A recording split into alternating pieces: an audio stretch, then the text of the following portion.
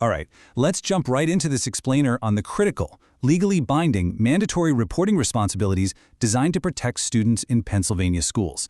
Look, whether you're a brand new teacher, a veteran administrator, or support staff, understanding these very specific legal duties isn't just a box to check to keep your certification. It's really about upholding the fundamental safety of the students in your care. To put things in perspective right off the bat, it's important to acknowledge the reality of the profession. As the Professional Standards and Practices Commission notes, the number of Pennsylvania educators who actually engage in misconduct makes up a tiny, tiny fraction of 1%. The vast majority of you are highly competent, deeply committed professionals. But, the actions of that tiny fraction are severe enough that they can completely undermine public trust and, most importantly, threaten student safety. And that is exactly why these strict, universal reporting laws exist.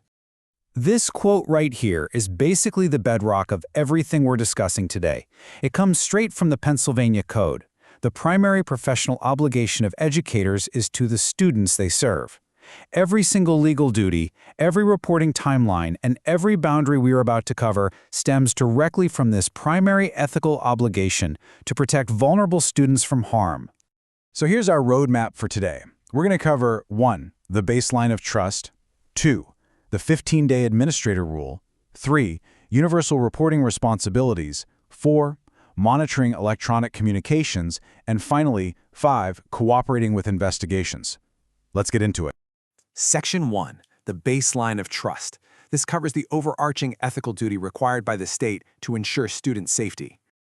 The Pennsylvania Department of Education, or the PDE, sets a very clear standard here. They require that every professional educator thoroughly internalizes the Code of Professional Practice and Conduct. And here is why this matters to you right now. The state explicitly notes that a lack of knowledge or a lack of understanding of these ethical codes is never a valid defense for unprofessional conduct. You simply can't say, "Oh, well, I didn't know." Ignorance is literally not an option when student safety is on the line.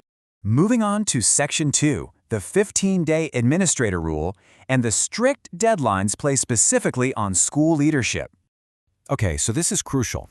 Chief school administrators are on a very rigid legal clock. Whether it's a notice of intent to dismiss for cause, a criminal charge, or allegations of sexual misconduct and abuse, the clock immediately starts ticking. And get this, even if an educator quietly resigns or retires following misconduct allegations, an administrator cannot just sweep that under the rug.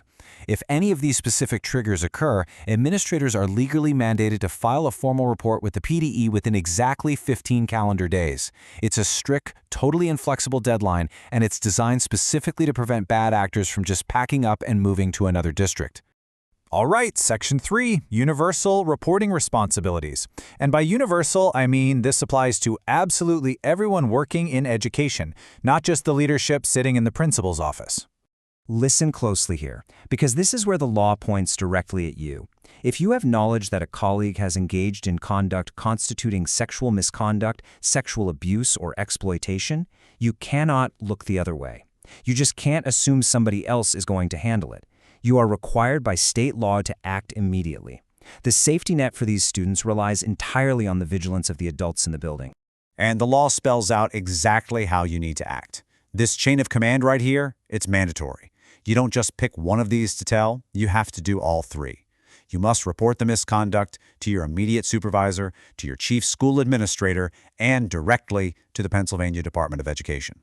If you decide to bypass the PDE, you're actually failing to comply with your own mandatory reporting duties, which, as we'll see in a minute, carries some really heavy consequences.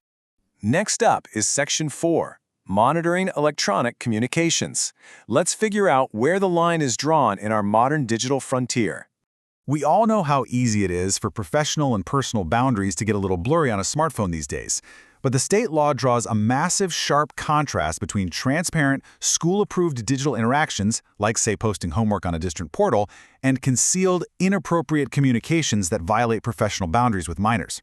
The code insists that you maintain separate professional virtual profiles, keeping your personal life and your professional life totally distinct. So what does the state actually look for to determine if a text, an email, or a DM crosses the line? Well, it's not just the obvious, sexually explicit images. We're talking about jokes with a sexual undertone, commenting on a student's physical attractiveness, or oversharing about your own romantic history. Furthermore, investigators are going to look closely at the timing and nature of the messages. Like, are you texting a student late at night? Are you trying to conceal the communication from their parents or from administrators? Those are massive red flags that will immediately trigger disciplinary action. And hey, your digital duty doesn't stop at your own keyboard. The ethical guidelines explicitly state that you must be vigilant. You are absolutely required to identify and report any inappropriate or illegal electronic materials you encounter to school leadership. If you see a colleague engaging inappropriately with a student online, or if you become aware of cyberbullying incidents impacting the learning environment, your mandatory reporting duties kick in right then and there.